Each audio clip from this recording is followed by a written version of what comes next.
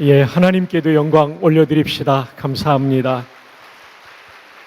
하루 종일 삶의 현장에서 수고하신 우리 성도님들 너무나 반갑고요. 잘 오셨습니다. 하나님께서 오늘 우리 모두에게 말씀해 주시는 그 귀한 시간 되기를 바랍니다. 오늘 첫 시간에 우리 기독교의 가장 중요한 주제를 여러분들과 함께 나누고자 합니다. 말씀의 제목은 다시 알려야 할 복음입니다. 함께 우리 파워포인트를 보면서 오늘 말씀 전하겠습니다. 제목이 다시 알려야 할 복음. 왜냐하면 그만큼 중요하기 때문이죠.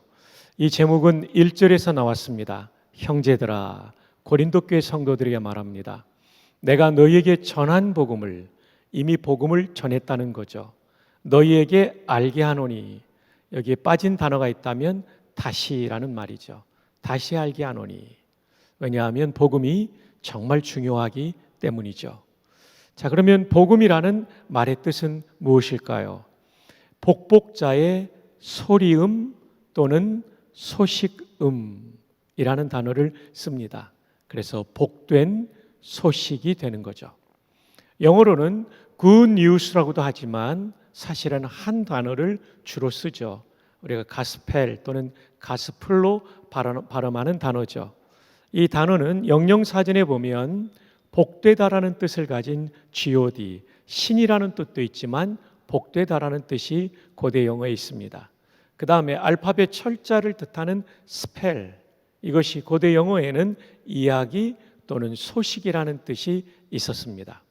여기에서 God의 D를 빼고 스펠의 두 개의 L 중에 하나를 빼서 합해 놓으면 가스플이 되는데 그것은 복된 소식이라는 뜻입니다.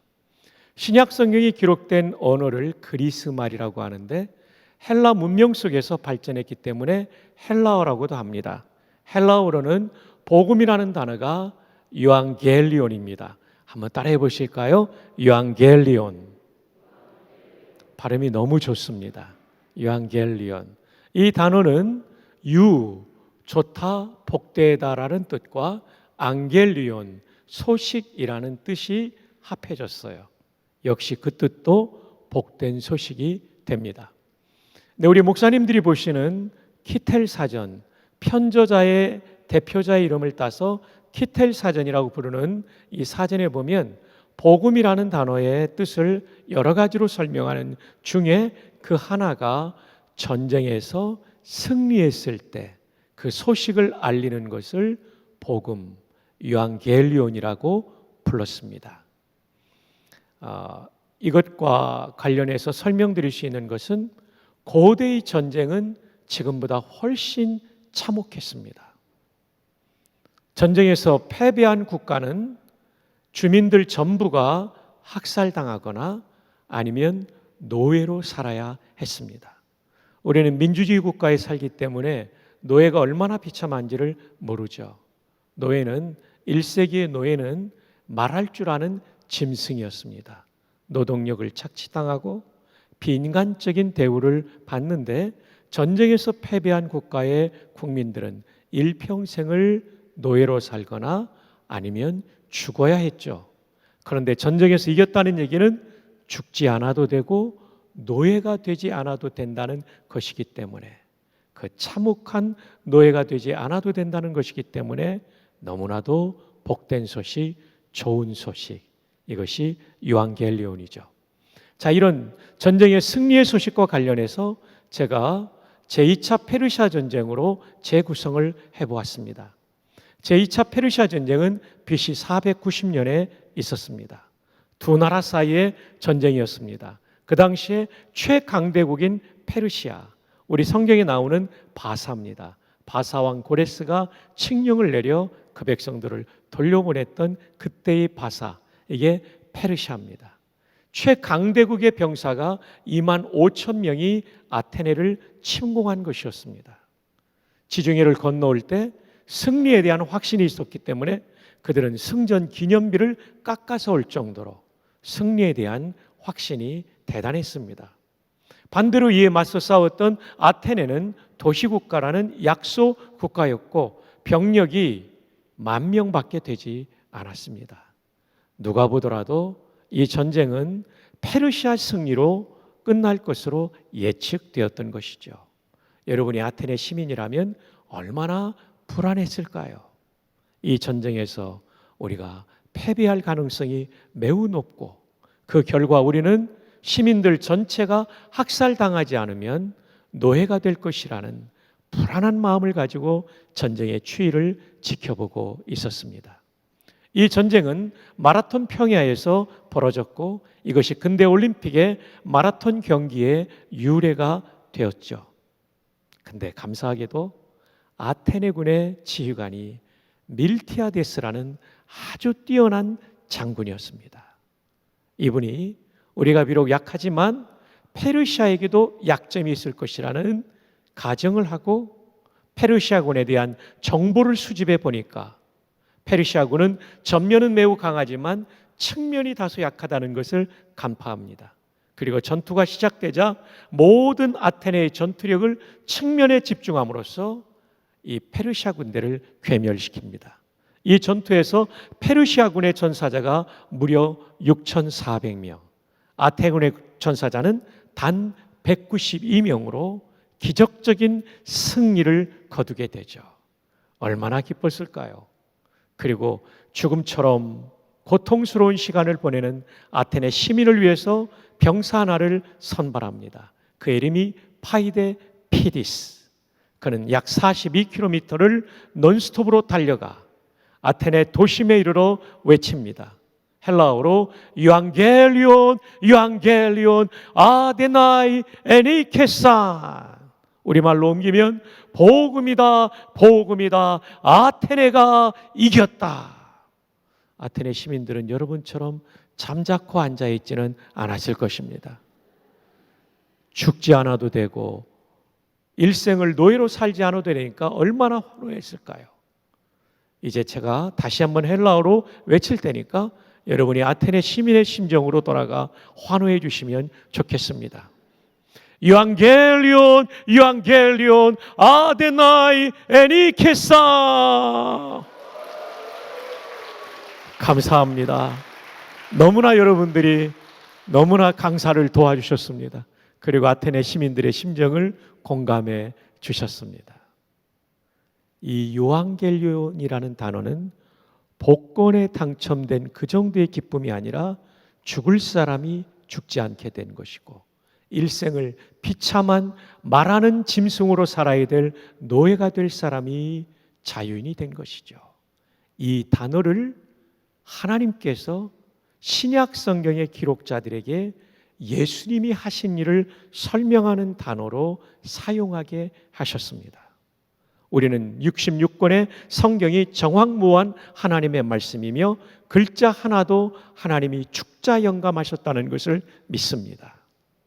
그러므로 유앙겔리온이라는 단어를 쓰게 하신 이유는 예수님이 오셔서 우리에게 주신 구원의 사건은 영원히 지옥에서 죽음과 같은 시간을 지낼 우리를 살려주신 일이기 때문에 유앙겔리온 복음이요, 일평생을 마귀의 노예로 살 사람들에게 성령 안에 있는 자유인이 되게 하셨기 때문에 유앙겔리온 복음이 되는 것입니다.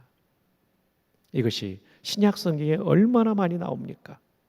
특별히 앞에 4권을 우리는 복음서라고 부르지 않습니까? 복음서의 내용이 무엇입니까? 예수님의 출생, 성장, 공생의 하이라이트인 십자가와 부활과 승천. 한마디로 말하면 복음서는 예수님의 일생입니다. 복음서의 제목을 이렇게 잡으면 초신자들이 이해하기가 좋을 거예요. 마태가 쓴 예수의 일생. 단번에 주제가 파악되죠? 그럼에도 불구하고 복음서라고 부르는 이유는 무엇입니까? 그분의 일생은 우리에게 생명과 성령 안에 있는 자유를 주신 일생이었기 때문에 그런 줄로 믿습니다. 자, 복음의 뜻, 복된 소식. 그냥 복권에 당첨되고 아파트를 사게 되는 그 정도의 복된 소식이 아니라 죽을 자가 살아나고 노예될 자가 자유인이 된 기쁨. 그 소식이 복음인 것이죠. 자, 그러면 복음의 기능은 무엇일까요? 첫째, 신앙의 기초입니다. 1절 여성들, 우리 자매들이 한번 읽어주십시오. 시작.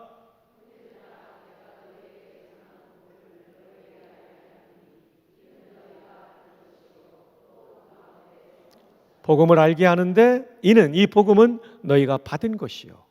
예배당 문을 열고 들어오는 사람이 제일 먼저 받아야 될 것이 복음입니다. 또 그 가운데 선 것이다. 기초입니다. 기초입니다. 기초가 부실하면 다리도 백화점도 무너지는 것을 우리는 한국의 현대사에서 보아왔죠. 기초가 너무나 중요합니다. 복음이 기초이기 때문에 복음을 분명히 알고 믿지 않으면 이단 앞에 무너집니다. 시련 앞에 무너집니다. 코로나19 지났는데도 불구하고 특별한 이유 없이 예배당으로 돌아오지 않는 분들은 코로나19라는 시련 앞에 무너진 거예요. 진짜 복음의 은혜를 안다면 나오는 거죠. 다른 데는 다 가는데 예배당을 안 온다? 복음의 가치를 모르는 거죠. 복음의 어마어마한 가치를 안다면 우리의 신앙은 좀 더 순전해질 수 있는 것이죠. 두 번째 기능은 구원의 근거입니다. 2절, 우리 형제들, 남성들 시작. 너희가 헛되이 믿지 아니하였으면 그로 말미암아 구원을 받으리라. 자, 바울이 얼마나 논리적이냐면 1절에서는 복음이라고 그랬고 2절에 와서는 내가 전한 그 말, 주제를 놓치지 않도록 절절히 끌고 가고 있어요. 이 복음을 굳게 지킨다는 말이 영어 성경에 꽉 붙잡는다는 얘기예요. Hold fast. 마치 물에 빠져갈 때 구명줄을, 라이프라인을 던졌을 때 그것을 꽉 붙잡는 것처럼 이 복음 밖에는 나를 살려주는 진리가 없습니다. 그렇게 할 때 구원을 받는 거죠. 그것을 다른 표현으로는 헛되이 믿지 아니하였으면, 진짜 믿었으면. 복음이 얼마나 중요하냐면 이 복음을 진짜 꽉 붙잡고 믿으면 우리가 구원을 받는 것입니다. 세 번째, 복음의 기능은 행복의 출발입니다. 요한3서 1장 2절, 우리 다 함께 읽어요. 시작. 사랑하는 자여 강건하기를 내가 간구하노라. 여러분, 구원받으면요, 복음을 통해 구원받으면 영혼이 잘 되죠. 그리고 내 범사가 하나님의 은혜 가운데 진행되게 됩니다. 이것은 만사형통의 개념이 아니라 인생의 진정한 의미와 보람을 느끼도록, 때로는 고난을 당하고 시련을 당해도 예수 안에 있는 평강을 누리게 하고, 그리고 우리의 인생이 쓰임받게 해주시는 거죠. 여러분, 100년 전에 저 평양북도 선천 인근에 곽부라는 작은 마을에 무당이 살았어요. 이 무당은 백시성의 무당, 백무당이었는데 남자 무당이었어요. 어느 날 자기 집 앞에 이렇게 앉아 있는데 지나가는 예수 믿는 사람들이 전도한 거예요. 어이 백무당, 자식들 망하게 하는 짓 그만두고 예수 믿고 천당 가시오. 무당이 전도받으니까 얼마나 기분이 나빴겠어요. 야, 이놈들아, 천당이나 백당이나 너희들이 나가라. 쫓아버렸는데요, 사람들은 도망갔는데 잠을 자려니까 이 얘기가 메아리처럼 들려오는 거예요. 어이 백무당, 자식들 망하게 하는 짓 그만두고 예수 믿고 천당 가시오. 잠을 잘 수 없어 돌아오는 주일날 선천읍교회를 나갑니다. 그때의 담임 목사님은 선교사 조지 맥퀸, 우리말로 윤산원이라는 이름을 가졌던 선교사님이었어요. 그분의 말씀 앞에 온 가족이 개종하고 예수님을 믿게 됩니다. 근데 이 집의 아들이 참 총명했어요. 성경을 가르치면 잘 이해하고 소요리 문답을 가르치면 107문항을 다 외우는 거예요. 참고로 소요리는 중화요리와 다릅니다. 중화요리는 재료 요자를 쓰고 소요리는 중요할 요자, 중요한 진리를 가르친 문학이죠. 예. 소요리는 초신자와 어린이를 위한 107문항이고 대요리 문답은 더 크다는 뜻이에요. larger, 캐티키즘이죠. 더 크다. 196문항 정도 되죠. 근데 소요리 문답 107문항 외우는 것도 쉽지 않잖아요. 선교사님이 기특하게 여기고 있었는데 어느 날 신방 가면서 이 아들에게 장작을 패놓으라고 했어요. 한두 시간 하고 그만둘 줄 알았는데 그날따라 신방이 늦게 끝나서 밤늦게 들어오는데 장작 패는 소리가 들리는 거예요. 감동을 받죠. 이 아이를 키워야 되겠다. 그래서 이 아이를 미국 유학을 보냅니다. 그리고 이 아들이 1927년도에 미국 명문대학인 예일대학교에서 박사학위를 받습니다. 놀라야 될 때 안 놀라면 제가 놀라게 됩니다.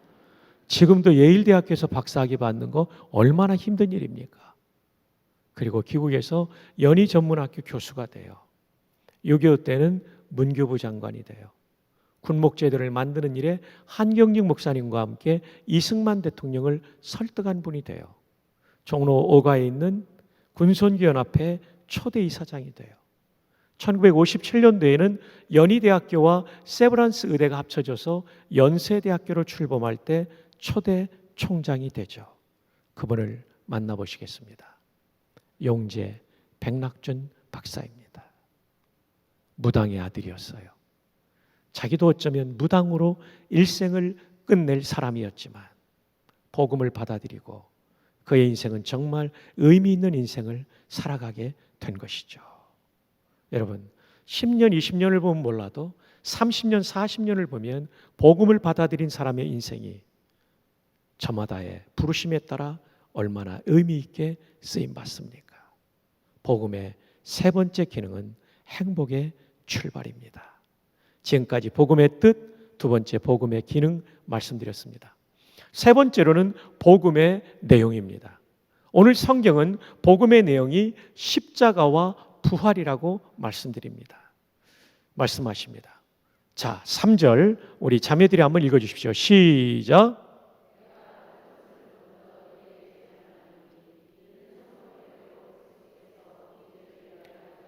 자, 1절에서는 복음, 2절에서는 내가 전한 것, 3절에서는 내가 받은 것. 논리적인 사람들은 주제가 흐트러지지 않도록 끌고 들어가는데 바울이 그러고 있죠. 그럼 이 복음의 내용이 뭐냐? 이는 그 다음 중요한 것이 성경대로. 고린도전서를 쓸 때에는 신약이 완성되지 않았으므로 성경대로는 구약 성경대로 그리스도께서 우리 죄를 위하여 죽으시고 십자가이죠. 십자가가 복음이라는 거예요. 십자가는 자유주의 신학자들이 말하는 것처럼 실패한 혁명가의 죽음이 아니라 구약의 줄기차게 약속하신 하나님의 구원 약사의 성취였던 것이죠. 그리고 이 십자가만이 우리의 죄를 속죄하기 때문에 십자가가 복음인 것입니다. 자, 이 시간 이 복음을 설명하기 위하여 우리 저 맨 뒤에 앉아있는 후드티, 회색 후드티 입은 형제, 맨 뒤에 있는 형제 앞으로 잠깐 나와서 저를 좀 도와주십시오. 제가 구약의 성도인데 죄를 지으면 하나님의 심판을 받을 수밖에 없죠. 이런 죄가 속죄받기 위해서는 이렇게 잘생긴 양 한 마리를 끌고 가게 돼 있었어요. 이쪽으로 올라오세요. 제가 형제를 뽑은 이유는 이 후드티가 양의 털하고 비슷한 색깔이기 때문에 뽑았습니다. 머리숱도 얼마나 많은지. 자, 이제 형제요, 양처럼 이렇게 한번 해주시기 바랍니다. 이렇게 속죄양을 끌고 제사장 앞에 가서 속죄제를 드릴 때 죄인이 안수기도를 합니다.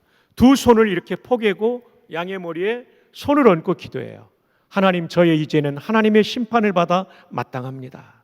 그런데 하나님께서 저를 심판하는 대신 저를 살리고자 속죄 제물 이 양을 받기로 약속하셨습니다. 언약을 믿고 회개하오니 저를 용서해 주십시오. 이렇게 회개 기도하면 박성규의 죄가 이 양에게로 가는 거예요. 2번은 목을 치고 네 다리를 치고 조각조각 냅니다. 이제 쓰러져야 됩니다. 와, 리허설 안 해도 너무 잘하셨어요. 형제는 내가 일어나라고 할 때까지 일어나면 안 돼요. 이제 죽은 거예요. 1번이 안수기도를 통해 죄가 옮겨갔고 신학용어로 전가라고 하죠. 트랜스미션이 됐고, 두 번째로 죽음을 통해 하나님의 심판을 대신 받은 거예요. 그리고 세 번째로는 양을 씻어서 번제단 위에 올려놓고 맹렬한 불로 태우는데 이것은 지옥의 불 같은 것이죠. 오래 지나지 않아 이 양이 다 타서 없어진과 동시에 박성규에 뭐가 없어진 겁니까? 죄가 없어진 거죠. 그럼 제사장은 선언합니다. 당신의 모든 죄는 이 제물의 희생을 통하여 대속, 대신 속죄의 힘을 희생을 통하여 용서받았습니다. 평안히 가십시오. 근데 문제가 있어요. 사람이 죄를 지었는데 사람이 죽어야 값이 똑같은데 그보다 아래 단계인 동물이 죽었다는 거죠. 그러니까 이것은 예표, 미리 보여준 표시지 실체는 아니죠.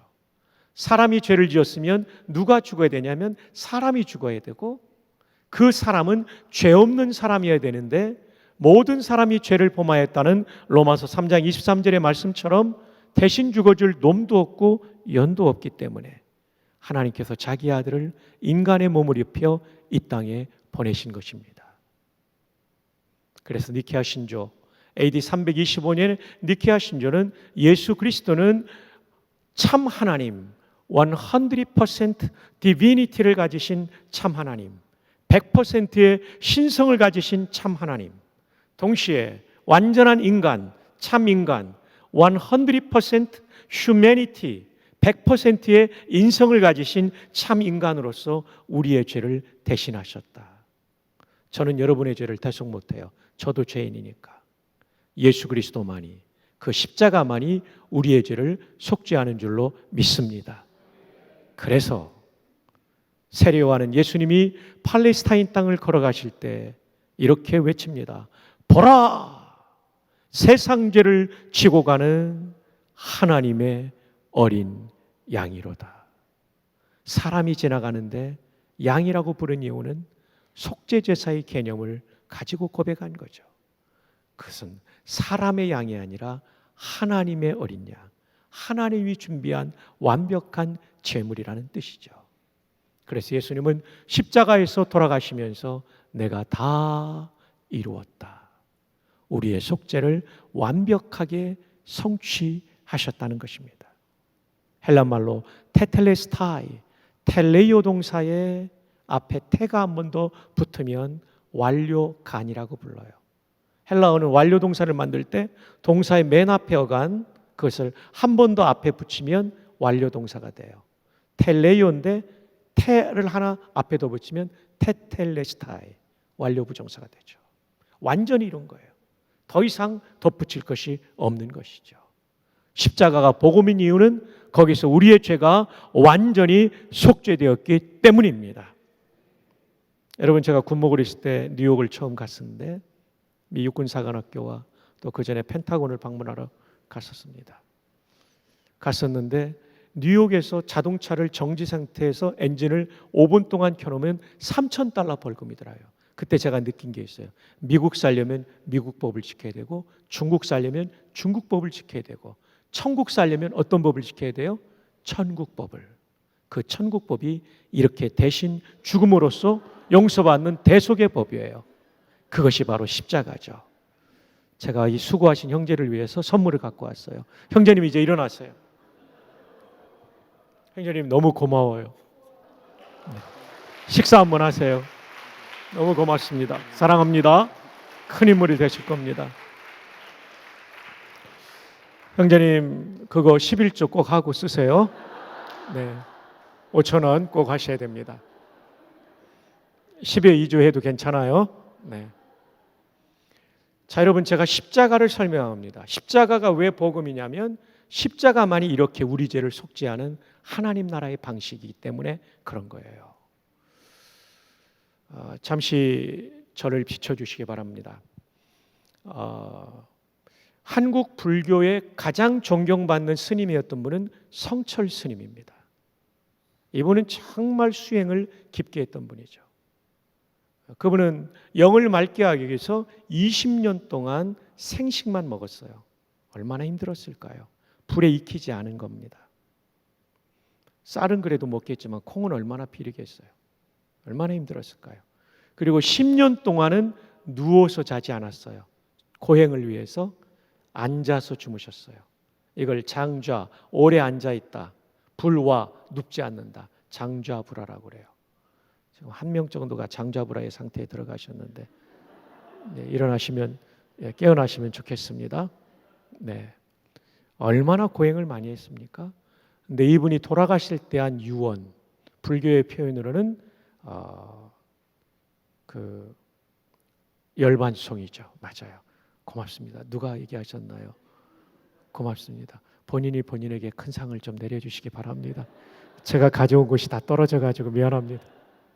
그 열반송의 내용이 이거예요.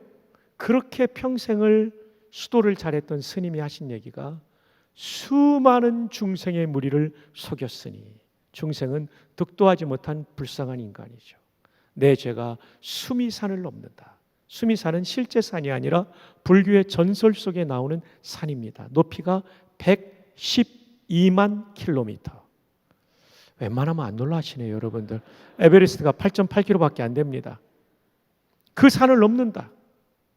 내 죄가 얼마나 많은지 온몸이 천갈래 만갈래로 찢겨져서 아비규환의 무간지옥에 떨어질 것이다. 저는 이 기사를 읽으면서요, 수행을 아무리 해도 구원받는 게 아니라 자기가 죄인됨을 깨달을 뿐이라는 것을 알게 되었습니다. 이 성철 스님의 증손자가 우리 총신대학교 신학과 2학년입니다. 참 하나님의 역사는 놀랍죠. 자, 성철 스님과 종교는 다르지만 수행이 인간의 죄를 속죄하지 못한다는 것을 발견한 사람이 있죠. 말틴 루터입니다. 그는 신학 박사였습니다. 그러나 그의 시대의 카톨릭은, 저는 가톨릭이라고 발음 안 합니다. 원어상 카톨릭에 맞으니까. 카톨릭은 예수님의 십자가를 믿을 뿐만 아니라 인간의 공로가 쌓여야 구원받는다는 구원론을 펼치고 있었죠. 지금도 그렇지만. 그래서 그는 끝없는 수행을 했습니다. 심지어 친구들이 말틴, 자네 고행은 충분해. 더 이상 하지 마. 그래도 속죄의 은총을 경험하지 못한 거예요. 그래서 그는 로마 성지순례를 가죠. 그리고 로마 도심에 있는 라테란 성당의 계단을 무릎으로 기어 올라가면 속죄의 은총을 경험한다는 말을 듣고 라테란 성당의 계단을 기어 올라가요. 그 계단은 빌라도의 계단이라고 불려집니다. 빌라도의 관제했던 돌 계단을 떼다가 설치했으니까. 그는 기어 올라갔지만 도무지 속죄 은총을 경험하지 못해요. 실망을 하고 다시 독일로 돌아오죠. 그리고 로마서와 갈라디아서를 연구하면서 사람이 의롭게 되는 것은 인간의 행위, 공로로 말미암는 것이 아니라 오직 십자가에 달린 예수 그리스도의 의를 힘입어 구원을 받는다는 것을 깨닫게 됩니다. 그리고 이 신칭이 써있자, 믿을 신자, 칭할 칭자, 의로울 이자, 믿음으로써만 의롭게 된다는 이 귀한 복음의 진리를 깨닫고 1517년 10월 31일, 이제 다음 주간이 되면 종교개혁 506주년이 되죠. 종교개혁의 깃발을 높이 들어 성경적 기독교를 살린 거죠. 저 현수막에 나오는 것처럼 아드 폰테스, 본질로 돌아가는 기독교를 살린 것입니다. 여러분 보십시오. 인간의 수행과 고행, 그리고 인간의 그 어떤 것으로도 인간은 속죄받을 수 없습니다. 오직 십자가의 은혜만이 우리 죄를 속죄함을 믿으시기를 바랍니다. 자, 이제 화면을 보여주시기 바랍니다. 이제까지 드린 말씀이 이것이죠. 자, 말틴 루터는 이런 유명한 얘기를 했습니다. 구원받은 성도의 현 주소는 무엇인가? 의인인 동시에 죄인이다. 라틴 말로 하면 시물이 동시에라는 얘기예요. 유스투스는 의로운 사람, 에트는 그리고 뺏가토르는 죄인이라는 말이에요. 이걸 가지고 우리는 구원파를 분별할 수 있고 이길 수가 있죠. 구원파의 진리는 무엇이냐면 예수 믿은 사람은 과거, 현재, 미래의 모든 죄가 사라졌기 때문에 이제 완전한 의인이다라고 말합니다. 그는 불완전한 얘기예요. 500년 전에 말틴 루터의 신학도 이해하지 못한 무식한 처사이죠. 우리의 현주소는 신분은 의인이지만 상태는 죄인이라는 것입니다. 그런데 하나님은 자녀된 신분을 보고 우리를 구원하기 때문에 나는 부족하여도 우리는 지금 죽어도 천국 가는 것입니다. 그러나 우리의 상태는 죄성이 있기 때문에 끊임없이 긴장하며 성령 안에서 성화를 이루어가야 되는 거죠. 구원파는 의인이라는 것만 주장하는데 상태를 무시하고 있는, 그리고 그것을 인정하지 않으려는 무식한 처사입니다.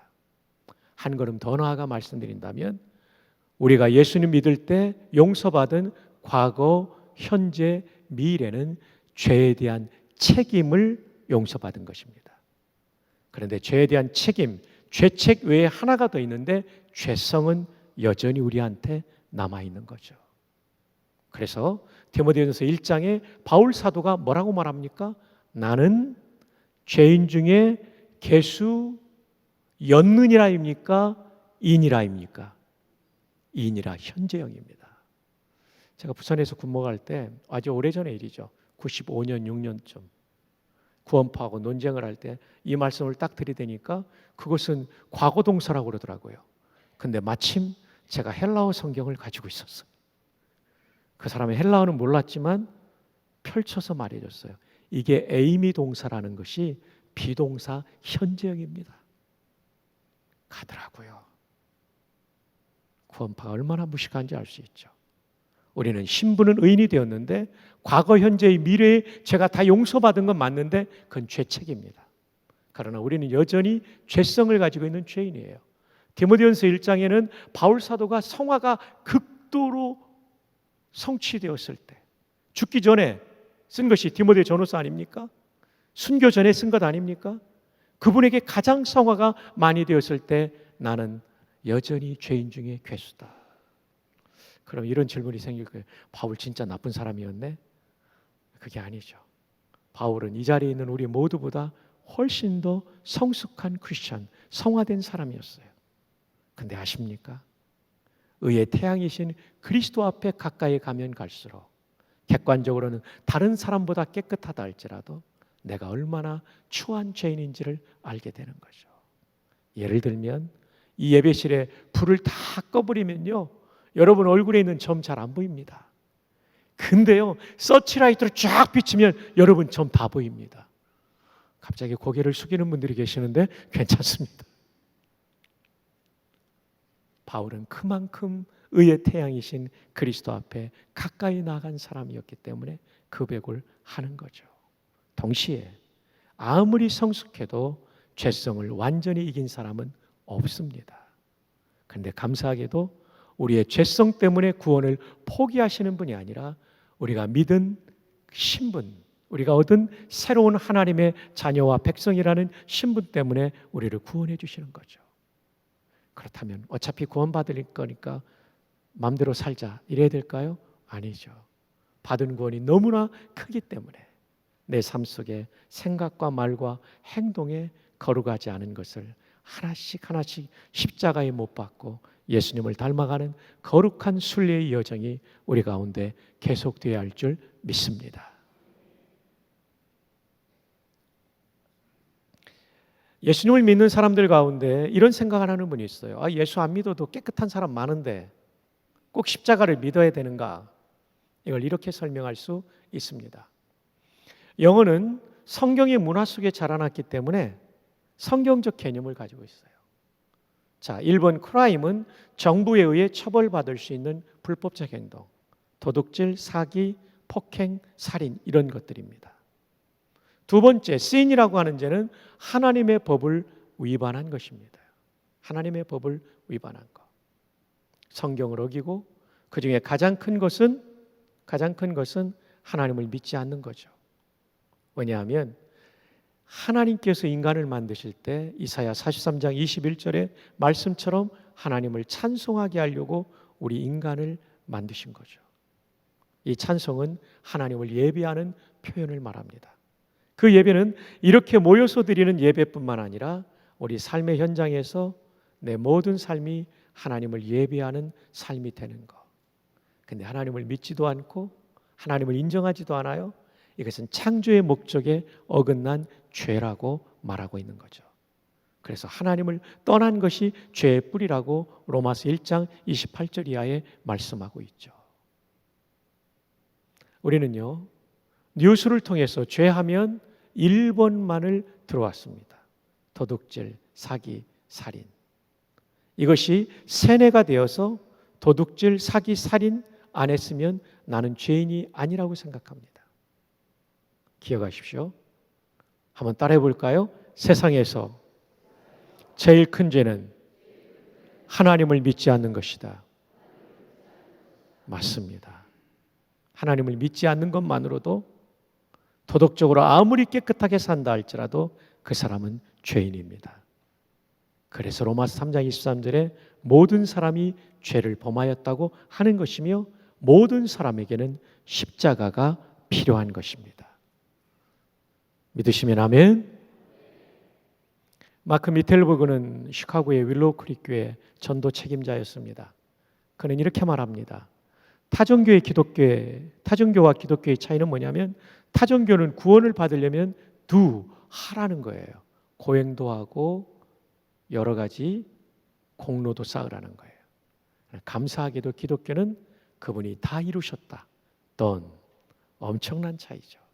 십자가에서 우리의 속죄를 이루신 저 형제가 제 대신 죽으신 것처럼 예수님이 저를 위해 완벽한 제물, 저 형제는 예수님을 예표해 준 죽음이었다면 예수님은 그 구원의 실체로서 완성자로서 죽으신 그분을 믿을 때 우리는 구원을 받는 것입니다.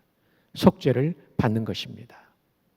자, 이렇게 복음의 첫 번째 내용은 십자가입니다. 자, 이제 두 번째 내용은 부활입니다. 부활까지 복음이라는 것을 생각하지 않는 분들이 계실 거예요.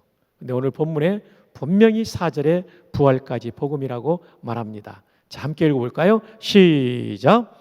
장사 지낸 바 되셨대고. 여기 성경대로가 중요해요. 성경대로. 다시 붙자에 살 활자, 부활도 구약의 예언대로 이루어진 하나님의 구원 계획의 성취라는 것을 분명히 말해주고 있죠. 여러분에게 질문을 드립니다. 고린도전서 13장의 제목은 뭐죠? 사랑장. 히브리서 11장은요? 믿음장. 고린도전서 15장은요? 부활장. 맞습니다. 부활장입니다. 지금 복음을 설명하고 있는 1절로 4절의 내용을 지나가 보면 계속해서 부활을 논증하고 우리의 부활을 예고해주고 있습니다. 그 중에 20절에 보면 그러나 이제 그리스도께서 잠자는 자들의 첫 열매가 되셨도다. 여러분, 가을에 사과나무에 사과 열매 하나가 맺히면 수많은 열매가 맺힐 것을 알 수 있는 것처럼, 예고하는 것처럼 예수님의 부활은 수많은 성도의 부활을 예고한 것입니다. 그러면 언제 이루어집니까? 부활이? 보라, 내가 너에게 비밀을 말하노니 우리가 다 잠잘 것이 아니요. 여기서 말하는 비밀은 군사 비밀인 시크릿이라는 단어가 아니라 미스테리. 우리는 미스테리를 수수께끼로 번역하지만 신학에서는 신비로운 비밀을 말합니다. 사람의 이성을, 합리성을 초월한 하나님의 세계에 이루어진 일이기 때문에, 또 이루어질 일이기 때문에 이걸 비밀이라고 말하죠. 군사 비밀은 꽁꽁 숨기는 게 목적이라면 신비한 비밀은 알리는 게 목적이죠. 헬라어로 미스테리온이라는 단어가 쓰였습니다.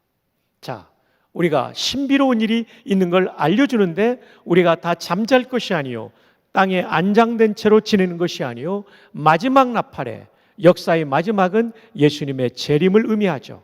재림을 알리는 나팔, 트럼펫 소리에 순식간에 다 변화되리니 갑작스럽게 부활의 몸을 입을 것을 말합니다. 언제요? 역사의 마지막 날, 곧 예수님이 재림하시는 그날 말이에요. 52절, 나팔 소리가 나매 죽은 자들이 썩지 아니할 것으로 다시 살아나고 다시 붙자에 살활자. 우리도 어떻게 되리라? 변화되리라. 부활과 변화가 있어요. 부활은 예수님 재림 때 이미 죽은 사람들, 변화는 예수님 재림 때 여전히 살아있는 사람들. 여러분들이 지금 예수님이 부활하신다면 여러분들도 부활이 아니라 변화가 되는 거죠.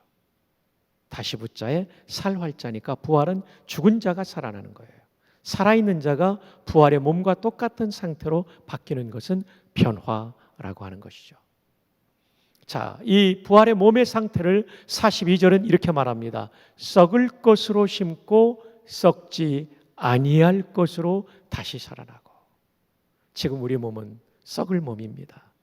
근데 그때의 몸은 썩지 않을 몸이에요. 영원히 사는 몸이에요. 근데 영원히 사는데 병들고 노화돼서 영원히 산다면 얼마나 고통스럽겠어요. 그런데 43절 하반절에 보면 약한 것으로 심고 강한 것으로 다시 살아나며. 기대하십시오. 그때의 몸은 병들지 않는 몸이 될 겁니다. 흰머리 소녀들 염색 걱정 안 해도 될 것입니다. 중년의 부인들 보톡스 안 맞아도 팽팽한 얼굴이 될 것입니다.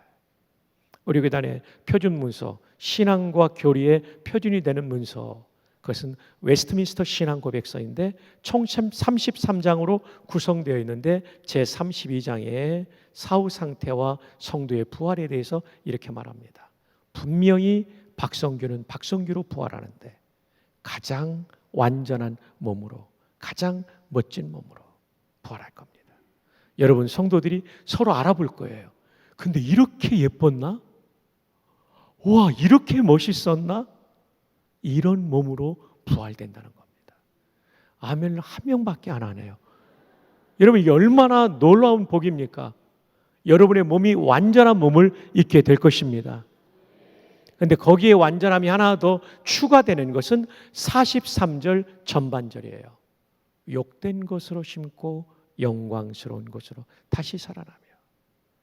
제가 우리 경기노회 내수동교회에서 대학부 지도를 했어요. 그때가 83년도였기 때문에 제가 사역한 지 40년이 됐어요. 목사 안수는 87년에 받았으니까 36년이 됐어요. 그런데도 아직 저에게 죄성이 있어요. 참 이게 우리 한계죠. 근데 부활의 몸은요, 죄성이 완전히 극복된 영광의 몸, 성화가 완성된 영화의 몸을 입게 될 것입니다. 여러분, 우리가 재림을 사모해야 되는 이유, 구원이 완성되는 날이에요. 이단들이 재림을 변질시켜 놓았지만 성경은 예수님의 재림의 때에 성도들의 몸이 부활, 변화되어 완전한 구원을 경험하게 된다. 이렇게 약속해 주고 있는 거죠. 그래서 부활이 복음이 되는 거라고 4절에, 본문 4절에 말씀해 주고 있는 겁니다. 이효령 박사님, 한국인의 대표적인 지성인, 최근에 하나님 나라 가셨죠. 이 어른에게 직접 복음을 전한 적이 있었습니다. 남가주 사랑유교회 제가 수석부 목사할 때 집사님, 이민아 집사님이 이효령 박사님의 따님이셨어요. 아주 유명한 변호사죠. LA 지방검찰청 검사도 지냈던 그분, 소수민족 아이들의 탈선을 보면서 그들을 돕기 위해서 변호사가 되셨던 이민아 집사님, 참 뛰어난 분이죠. 한 3년 만에 이화여대 영문과 불문과 복수 전공을 마친, 저보다 2살 위의 분이셨어요. 59년생이니까요. 아주 뛰어난 분이셨어요. 간증도 정말 얼마나 좋았는지요. 어느 날 전화가 온 겁니다. 우리 전도사님이 받아서 이효령 박사님 네 분이 오셨는데 복음을 전해달라고 이민아 집사님이 요청하시는데, 담임 목사님께서, 오정현 목사님께서 멀리 나가 계셔서 이제 수석부 목사인 제가 가게 됐어요. 세리토스라는 아름다운 동네에 이민아 집사님의 하우스로 갔어요. 갔더니 이효령 박사님과 부인 강 박사님이 앉아 계셨어요. 제가 떨리는 마음으로 기도하면서 복음을 전했죠. 하얀 종이를 펼쳐놓고 다리를 그리면서 전하는 다리유화로 복음을 전했어요. 잘 들어주셨어요. 마지막 순간에 제가 이제 이 질문을 드린 거죠. 박사님, 지금 예수님을 영접하시겠습니까? 보통 사람들은 영접하지 않는다면 목사님 미안합니다, 다음에 할게요 이러는데요. 이분이 문학가다 보니까 표현을 아주 문학적으로 하시더라고요. 22년 전의 일인데 아직도 기억나요. 목사님, 허스키한 목소리로 미안합니다. 아직은 마음에 저항감이 있네요. 이야, 진짜 거절도 문학적으로 하시더라고요. 그로부터 수년이 지나고 하용조 목사님을 통해 이분이 예수님을 구주로 모셔드리죠. 세례받고 쓴 책이에요. 지성에서 영성으로. 지성이 최고인 줄 알았는데 그 위에 영성의 세계가 있다는 것을 발견한 거죠. 일평생 동양인의 지혜에서인 노노를 잡았던 이어령 박사가 성경을 붙잡고 쓴 책, 이 책의 151쪽은 그가 얼마나 복음을 제대로 이해했는지를 보여줍니다. 딸 미나로 인해 하나님을 만나게 되었지만, 그렇다고 딸이 실명 위기에서 치료된 것 때문에 기독교를 받아들인 것은 아닙니다.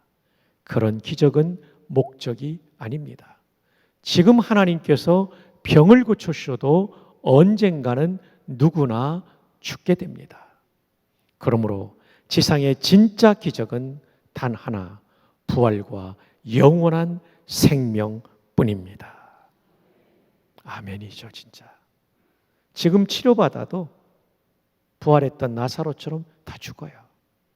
진짜 기적은 부활과 영원한 생명이죠. 이것이 우리의 구원의 완성이기 때문에 부활까지가 복음이 되는 것입니다.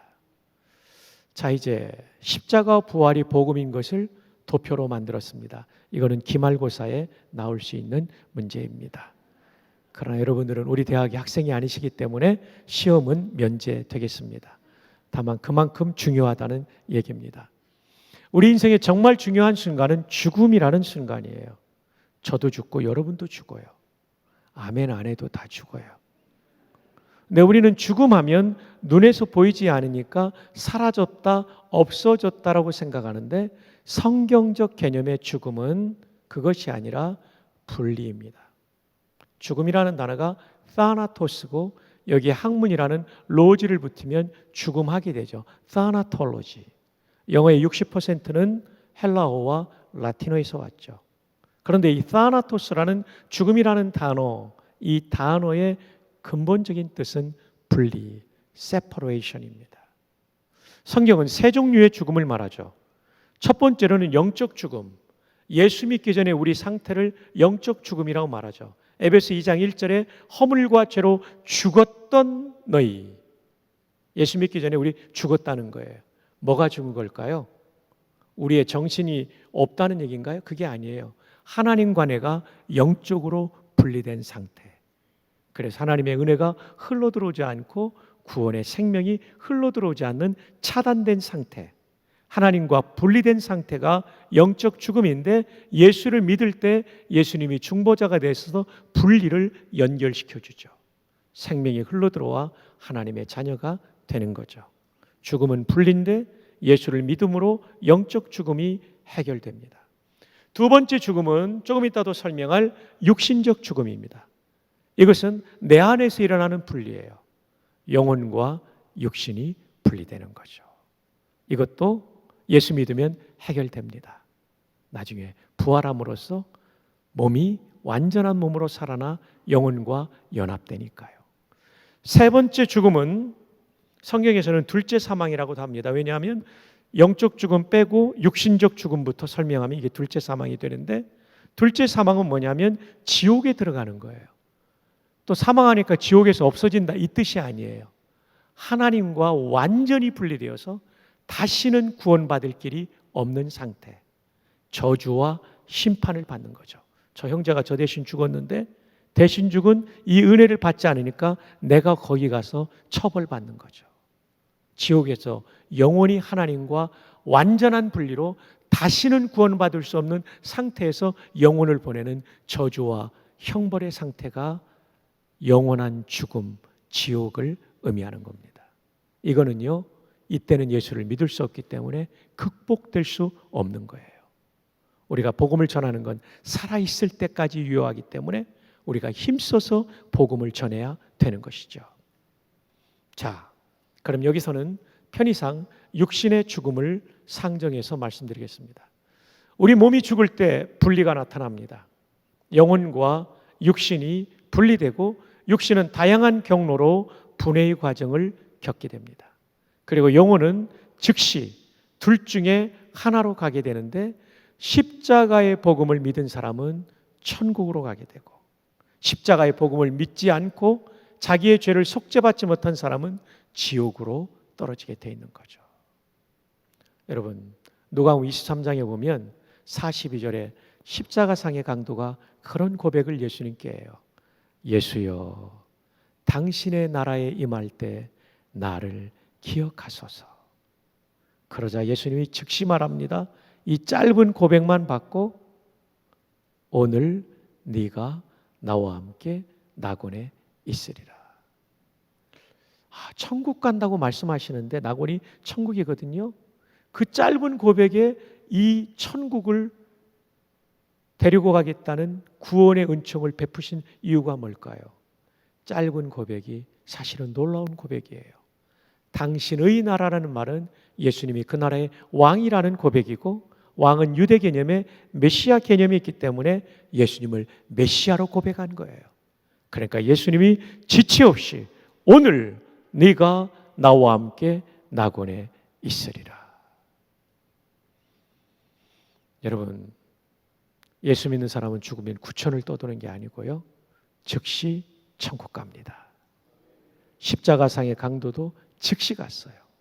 천주교 교리처럼 연옥에 갔다가 깨끗해진 다음에 올라간 게 아니고 즉시 갔어요. 나는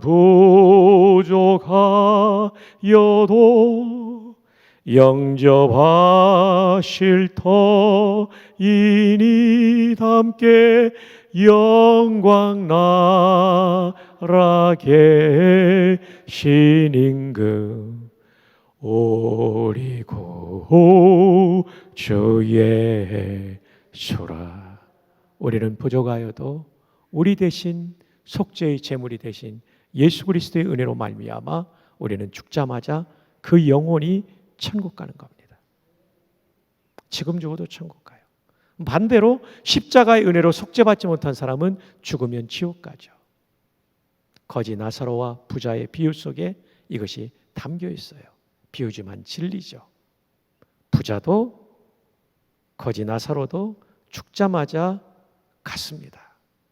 나사로는 아브라함의 품으로 불리는 천국에, 그리고 부자는 음부에, 어두운 곳, 지옥, 거기로 떨어지게 된 거죠. 구천을 떠든다는 것은 동양사상이지 성경의 가르침은 아닙니다. 웨스트민스터 신앙고백서는 사람이 죽고 나면 갈 곳은 천국과 지옥 외에는 없다. 성경을 통해 정리한 교리입니다. 구천을 떠든다는 것은 동양사상이지 성경은 아닙니다. 구천은 9구자의 샘천차입니다. 죽은 사람이 가는 지하의 어떤 공간을 가리킨다라고 말하죠. 거기를 떠도는 게 아니에요. 또 하나 여기서 중요한 것은 여러분이 아무리 명절 때, 기일 때 제사를 드려도 부모님이 올 수 있다, 없다? 없다입니다. 천국 아니면 지옥 가 있는 사람은 오지 못해요. 그럼 누가 오는가? 돌아가신 부모님이 아니라 타락한 천사가 때로는 부모님의 흉내를 내면서 오는 것이기 때문에 우리는 조상 제사를 드릴 수 없는 것입니다. 자, 지금은 천국과 지옥이 중간기 상태입니다. 영혼만 들어가 있고 입장할 사람이 다 안 들어갔기 때문입니다. 그런데 역사의 중요한 날이 또 오는데 예수님의 재림, 다시 제자, 이말림자. 초림은 2000년 전에, 재림은 앞으로. 날과 시를 말하는 것은 다 이단이죠. 하나님만 아십니다. 그런데 재림은 반드시 있습니다. 재림의 때 이루어질 것은 부활입니다. 성도만의 부활이 아닙니다. 영혼의 부활이 아니고 육신의 부활입니다. 영혼은 불멸의 존재이기 때문에 죽은 사람의 영혼도 지금 천국 아니면 지옥에 살아있는 것이고요. 그리고 또 하나 중요한 것은 성도는 죽자마자 천국 갈 때 영혼이 먼저 영화롭게 된다라고 웨스트민스터 신앙고백서에 돼 있습니다. 그도 그럴 것이, 천국에 갔는데 영혼이 그냥 욕심이 사납고 분노와 질투와 가득한 상태로 천국 가면 그게 무슨 천국의 기쁨을 누릴 수 있겠어요? 죽는 순간 저와 여러분의 모든 영혼이 영화롭게 바뀌게 될 것입니다. 할렐루야! 육신의 부활입니다. 웨스트민스터 신앙고백서는 육신의 부활을 이렇게 설명합니다. 성도의 부활은 영광의 몸으로 바뀌는 영광의 부활이요, 불신자의 부활은 자기의 죄를 가득 찬 채 부활하는 수치와 치욕의 부활이다. 여러분, 우리가 왜 전도해야 됩니까? 그분들이 영혼을 어떤 상태에서 보내느냐를 우리의 믿음이 결정하기 때문이에요. 그리스도의 은혜로 속죄받은 사람은 죽자마자 영원히 천국 가고 부활할 때도 영광의 몸으로, 완전한 몸으로, 영광의 몸으로 부활해서 연합된 상태로 영생을 보내고, 불신자는 죽으면 즉각 영원히 지옥으로 가고, 그리고 몸도 치욕의 부활을 해서 연합돼서 영원한 저주와 형벌을 받기 때문에 우리는 전도해야 되는 겁니다. 전도는 그냥 우리 교회 멤버를 늘리는 게 목표가 아니라 그 사람의 영원한 삶을 어디서 보내느냐를 결정하는 것이기 때문에 가족과 친구들, 이웃들을 전도하지 않을 수 없는 것이죠. 그리고 최후 심판이 이루어집니다. 최후 심판 때 마귀는 이런 고발을 할 거예요. 하나님, 저 박승규가 목사였고 총장이었지만 얼마나 나쁜 놈인지 압니까? 몇 년, 몇 월, 며칠 이런 죄를 지었고 쭉 리스트를 고발할 거예요. 그때 예수님이 나타나셔서 변호하십니다. 하나님 아버지, 박성규의 죄 다 맞습니다. 그런데 내가 십자가에서 그의 속죄를 다 이루었습니다. 마귀의 고소는 의미 없고 효력이 없습니다. 다만 그가 부족할지라도 이러이러한 충성을 했으므로 그에게 이런 상급을 내리는 것이 마땅합니다. 그러나 불신자들은요, 그게 없는 거죠. 속죄받지 못했으니까 자기 죄를 다 짊어지고 하나님의 심판대 앞에 서서 죄의 양만큼 형벌의 양이 결정되는 거죠. 법외로운 성도 여러분, 우리 모두는 십자가에서 죄 책임이 다 용서받은 존재들입니다. 이제는 우리 그분에게 충성을 다할 수 있기를 바랍니다. 교회에서, 가정에서, 서울시 안에서, 여러분의 일터와 학교에서, 우리 젊은이들은 학교에서 정말 하나님이 기뻐하시는 삶을 살아 하나님의 영광을 드높이며 하나님의 현재적 통치가 이 땅에 두루 펴지는 일에 우리가 쓰임받기를 바랍니다. 그것은 헛되지 않아 이 역사 속에 새로운 변화를 일으킬 뿐만 아니라 최후의 심판날에 여러분을 향한 하나님의 상이 반드시 주어질 것입니다. 자, 이제 사진 촬영이 필요하신 분은 찍어주시면 좋겠습니다. 5초를 드리도록 하겠습니다.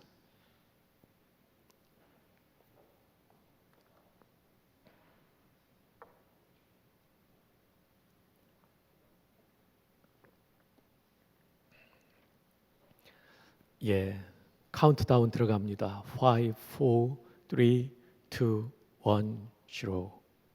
예, 아직 못 찍은 분은 친구한테 보내달라고 해주시기 바랍니다. 자, 이제 크게 마지막 네 번째입니다. 첫 번째는 뭐였죠? 복음의 뜻.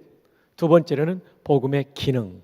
세 번째로는 복음의 내용인 십자가와 부활까지 말씀드렸습니다. 마지막으로 복음에 합당한 삶을 성경은 말하고 있죠. 첫 번째로는 복음을 받아들여야 됩니다. 아직까지 복음을 진지하게 나를 위한 구원의 진리로 받아들이지 않았다면 오늘 이 시간 받아들여야 되죠. 두 번째로 복음을 받아들인 사람은 구원을 확신해야 됩니다. 로이드 존스 목사님은 그런 얘기했어요. 예수를 믿었다면 구원의 확신이 없어도 구원은 받는다. 그러나 일생을 불안하게 살 것이다. 하지만 구원을 확신하는 성도는 구원을 받을 뿐만 아니라 일생을 기쁘고 행복하게 살 것이다.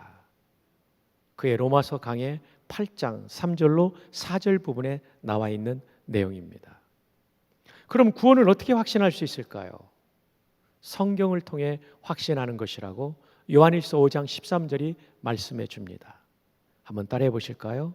내가 하나님의 아들의 이름을 믿는 너희에게 이것을 쓰는 것은 성경 쓰는 목적을 밝히고 있는 거죠. 너희로 하여금 너희에게 영생이 있음을, 영생은 구원의 동의어니까 구원 받았음을 한번 따라합시다. 알게 하려 함이라.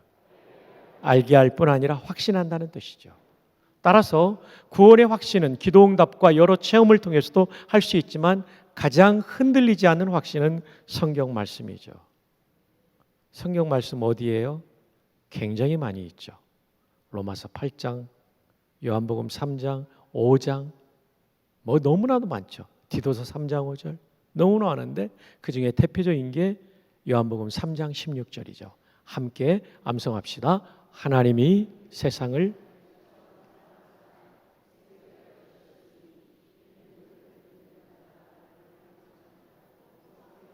이는 그를 믿는 자마다 수행하는 자가 아닙니다.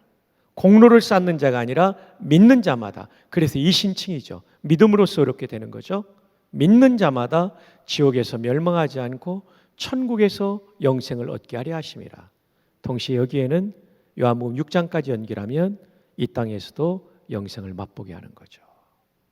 오직 믿음입니다.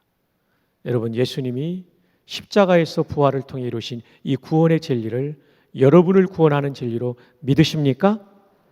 그렇다면 구원을 확신하십시오. 지금 죽어도 천국 갑니다. 옆에 있는 사람에게 하이파이브 하면서 확신시켜 줍시다. 예수님 믿었다면 지금 죽어도 천국 갑니다.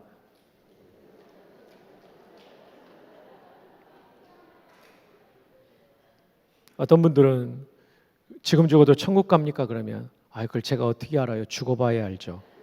죽어봐야 아는 게 아니에요. 하나님 그런 분 아니에요. 진짜 좋은 남편은 아내에게 사랑의 확신을 주는 것처럼 하나님은 우리를 사랑하고 구원하는 확신을 주기를 원하는 분이에요. 그게 요한일서 5장 13절이 근거가 되고 수많은 구원의 확신을 주는 구절이 있죠. 그러므로 이제 그리스도와 예수 안에 있는 자는 결코 정죄함이 없나니 이런 것들이 다 나오죠. 내가 진실로 진실로 너희에게 이르노니 내 말을 듣고 나 보내신 이를 믿는 자는 영생을 가졌다고 돼 있어요. 분명히 말하고 있어요. 성경을 통해서 확신하십시오. 자, 이거를 좀 더 설명하기 위해서 구약의 유월절을 가지고 말씀을 드리겠습니다. 구약의 유월절, 이것은 10가지 재앙 중에 마지막 결정적인 재앙이었죠. 파라오가 듣지 않을 때 파라오를 굴복시킨, 그것은 이집트 전체를 심판하신 거였습니다. 대표적으로 처음 난 사람과 동물을 치시는 거였죠. 장남들이 죽는 거죠. 살 수 있는 방법은 그 집의 상징적인 구조물인 대문의 좌우 설주와 문틀의 좌측 우측 기둥, 그 다음 문인방은 문지방에 반대되는 위에 있는 기둥이에요.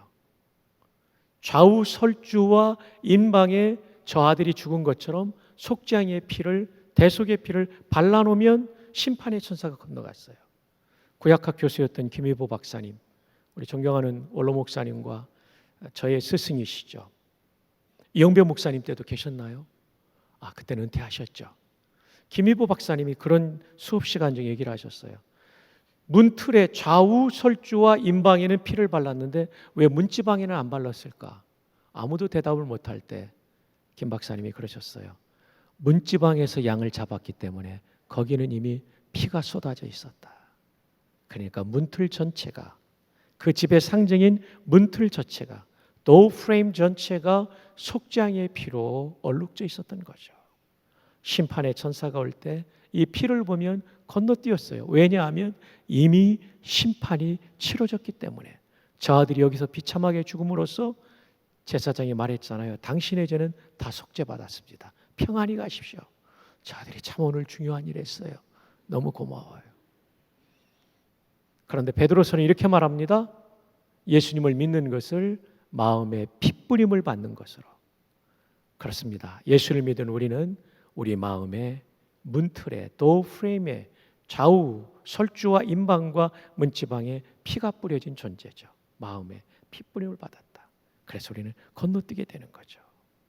자, 그런데 여러분, 이 BC 1440년경에 있었던 유월절 사건, 그 사건의 현장으로 우리 모두가 한번 3440년 전으로, 약 3460년 전으로 우리가 한번 시간 여행을 떠나봅시다. 준비됐나요? 훌륭하신 주일학교 선생님들이십니다. 한 번만 더 해볼까요? 준비됐나요? 음정이 서로 안 맞긴 합니다, 저랑. 네. 자, 우리 모두가 6월절 그 밤, 심판의 그 밤, 이집트의 거리를 걷고 있다고 생각해 보세요. 첫 번째 집에 이르렀어요. 창문을 통하여 아빠와 아들의 대화가 들려옵니다. 아빠, 오늘 히브리 하나님이 이집트를 심판하며 장남들을 치시는데 살 수 있는 방법은 석재양에 피를 바르는 것인데 바르셨나요? 아니, 아빠 어떻게 해요? 나 죽잖아요. 나 장남인데. 아빠가 말합니다. 야 이놈아, 내가 이집트의 합참의장인데 누가 내 아들을 죽여? 이 아들 살았을까요? 죽었을까요? 죽었죠. 이제 두 번째 집으로 가봅시다. 아빠, 오늘 하나님이 이집트에 처음 난 것을 다 치시는데 저 장남이잖아요. 석재양의 피를 바르셨나요? 발랐지. 아빠 고마워요. 저 살겠네요. 글쎄다. 내일 아침 돼봐야 알겠다. 이 아들 살았을까요? 죽었을까요? 살았는데 불안한 한밤을 보냈을 거예요. 이제 세 번째 집으로 가봅시다. 아빠, 오늘 하나님이 이집트를 심판하며 장남을 치시는데 속장의 피를 발라야 산다는데 좌우설주와 임방에 피를 뿌리셨나요? 뿌렸지. 아빠 고마워요. 저 살겠죠? 그럼 아들아, 걱정하지 마. 하나님은 약속하면 반드시 지키는 분이야. 너 꼭 살아. 편안히 자라. 이 아들 살았을까요? 죽었을까요? 살았어요. 그리고 그 밤을 평안하게 지냈을 거예요. 이처럼 인류는 세 종류의 사람만 존재합니다. 복음 없이 구원받는다는 착각과 잘못된 확신을 가진 1번의 사람, 2번의 사람은 복음을 믿었지만 확신이 없어서 구원은 받지만 불안하게 일생을 사는 사람, 3번, 복음을 믿을 뿐만 아니라 성경적 확신을 가지고 일생을 당당하고 기쁘고 행복하게 사는 사람. 당신은 몇 번입니까? 감사합니다. 옆에 사람한테 물어보세요. 그대는 몇 번이십니까?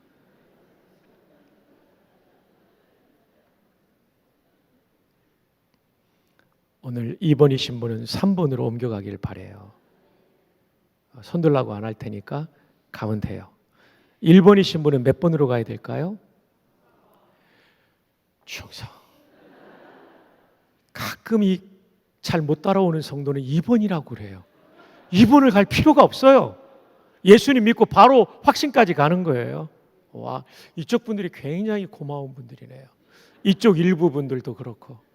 3번이라고 외치신 분은 이번 주 안에 본인이 본인에게 큰 상을 내려주시기를 바랍니다. 네, 너무 감사해요. 자, 이제 복음에 합당한 삶 세 번째. 이 구원의 은혜는 정말 놀라운 거거든요. 저보다 선배 군목이 있는데 우리 교단은 아니신데 콩팥 키드니를 40대 중반에 가장에게 떼줬어요. 평생 잊지 못하고 찾아오는 거예요. 벌써 한 10년 가까이 되나 그런데요. 그러면서 그 선배님하고 제가 그런 얘기를 했어요. 콩팥 하나를 떼줘도 이렇게 고마워하는데 생명을 주신 주님 앞에 우리가 얼마나 감사하고 있는가. 정말 진지한 물음이 아닐 수 없죠. 여러분, 나를 위해 죽임당하신 하나님의 아들께 우리의 남은 일생을 헌신할 수 있기를 바랍니다. 그리고 신앙생활은 예수 믿고 천국 가는 것만이 아니에요. 그게 궁극적인 구원의 과정이지만 또 하나의 중요한 것은 이 땅을 살면서 하나님의 뜻을 이루는 거예요. 그것이 동행이에요. 동행을 쉽게 설명하면 이거예요. 어떤 생각을 하는데 하나님 이 생각이 하나님 뜻에 맞나요? 질문을 던지면 하나님이 우리 마음에 말씀해 주세요. 아니라고 하면 그걸 접는 거예요. 맞다고 하면 하는 거고요. 어떤 말을 누군가에게 하고 싶은데 이게 선한 말이라는 확신이 있으면 그냥 하면 돼요. 근데 그렇지 않을 때는 여쭤보는 거죠. 이 말이 하나님께 영광이 되고 성도에게 덕이 될까요? No 하면 안 하는 거예요. Yes 하면 하는 거. 이게 동행이에요. 내가 어떤 행동을 하고 어디를 가려고 하는데 하나님께 여쭤보는 거죠. 그래서 하나님이 do 하라고 하면 하고 do not 하면 안 하는 거예요. 여러분, 이거를 살아보면요, 우리의 성화가 이루어져요. 요즘 어떤 유명한 영화 배우의 그 어떤 마약의 문제가 나오고 있잖아요. 네, 참 가슴 아파요. 멋진 배우인데요. 남자 배우예요. 우리가 그런 정도까지 가지 않는다 할지라도 우리의 삶에 가서는 안 될 곳이 있고 만나서는 안 될 사람이 있고 접촉해서는 안 될 물건이 있을 때 동행 질문을 던지면 우리가 멈춰 설 수 있어요. 구원의 은총은 천국과 재림 이후에 누리는 것이면서 동시에 이 땅에서 누려야 돼요. 그것이 영생을 맛보는 거죠. 그것은 하나님께 끊임없이 여쭙고, 다윗의 생에 아주 중요한 표현이 뭐냐면 여호와께 묻자와 가로되, 이거였죠. 이게 동행이에요. 내가 이새의 아들 다윗을 만나니 내 마음에 합한 사람이라는 뜻이 영어 성경에 뭐라고 되어 있냐면 하나님을 바싹 따라가는 사람이라는 뜻이에요. 하나님을 바싹 따라가는 사람. 구원받은 우리는 예배를 마치면 하나님과 분리된 삶이 아니라 예배를 마친 후에도 하나님을 따라가는 거죠.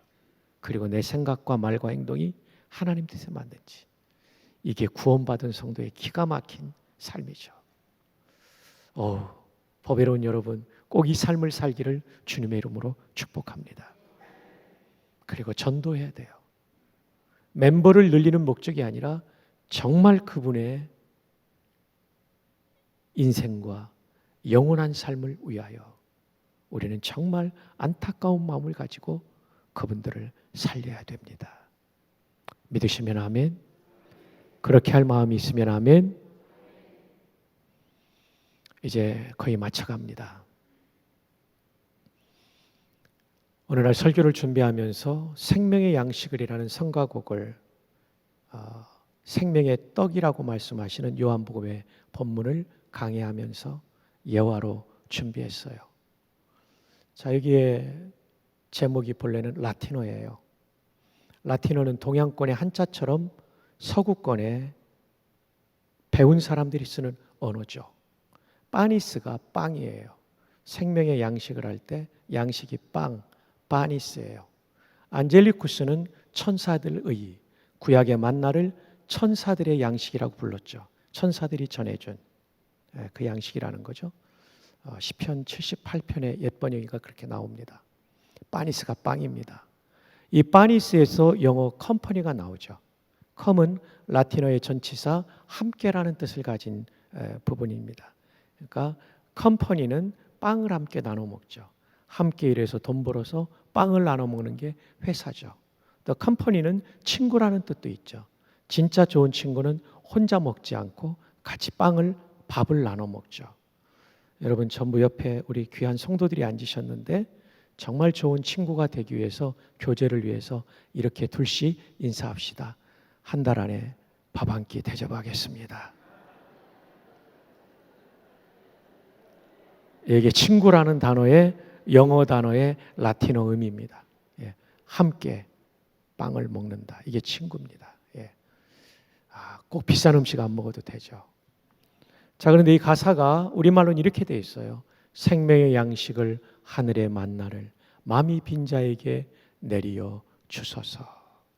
시간 관계상 하얀색 부분은 라틴어 직역을 안 해드립니다. 노란 부분만 할 겁니다.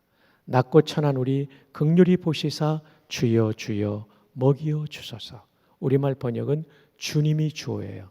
주님이 우리를 먹여준다는 거죠. 이때는 우리가 느낌으로 알 수 있는 게 성경 말씀을 먹여주는 것으로 보입니다. 라틴어 가사는 완전히 다릅니다. 오, 감탄사죠. 오, 레스는 일이고 미라빌리스는 놀라운. 오, 레스 미라빌리스. 오, 얼마나 놀라운 일인가. 만두카트는 동사입니다. 우리말에는 동사에 인칭 대명사가 안 들어가 있지만 라틴어나 헬라어는 들어가 있어요. 만두카트의 아트로 끝나는 부분이 그가라는 인칭 대명사예요. 만두카레는 먹는 도답니다. 그래서 원형이 만두카레인데 만두코 하면 내가 먹는다. 만두카스 하면 여러분이 당신이 먹는다. 만두카트 그가 먹는다. 만두카무스는 우리가 먹는다. 이렇게 어미 변화를 따라 인칭이 달라지는데 어쨌든 만두카트는 그가 먹는 도다. 그가 먹는다인데 시적 표현으로 제가 먹는 도다라고 말하죠. 그리고 나서 깜짝 놀랐어요.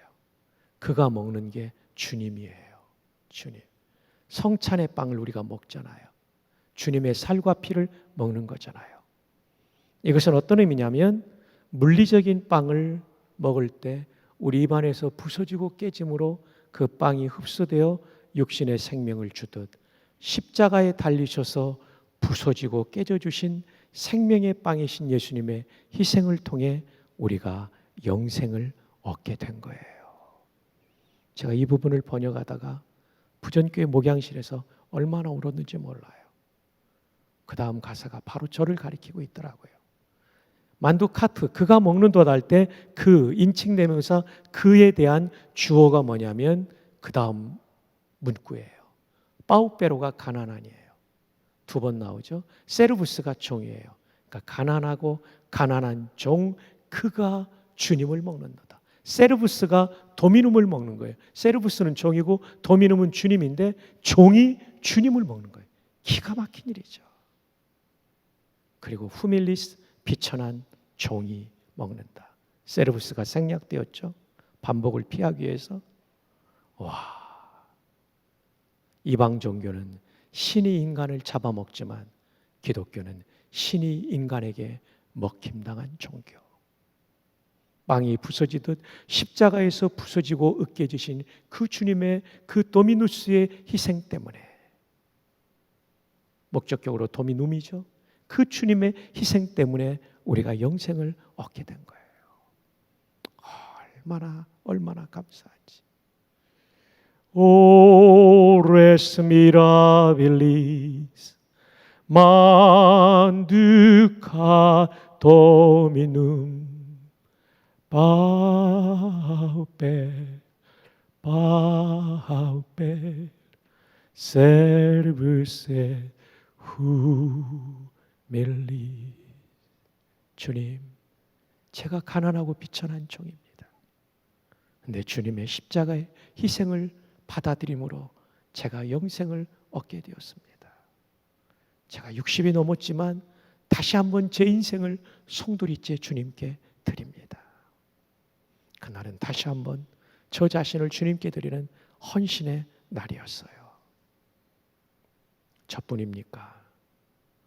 우리 모두가 하나님이신 그분이 생명의 빵이 되기 위하여 십자가에서 부서지고 깨져 주심으로 생명을 얻었기 때문에 우리의 남은 일생을 그분을 위해 살아갈 수 있기를 바랍니다.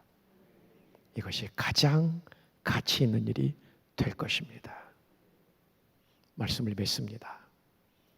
다시 알려야 할 복음, 너무나 중요하기 때문에 목사들은 알려야 되고 성도들은 배워야 되고 확신해야 됩니다. 복음은 세상에서 가장 복된 소식, 영원히 죽지 않아도 되고 노예가 되지 않아도 되는 일이죠. 복음의 내용은 십자가와 부활뿐입니다. 이 복음은 반드시 믿어서 구원받아야 되고, 구원받은 사람은 더 이상 의심하지 말고 불안해하지 말고 성경대로 확신하기를 바랍니다. 그리고 내 마음대로 살면 안 됩니다. 여쭤보며 살아야 됩니다. 어떻게 얻은 생명인데 함부로 삽니까? 동행해야 돼요. 그리고 헌신해야 돼요.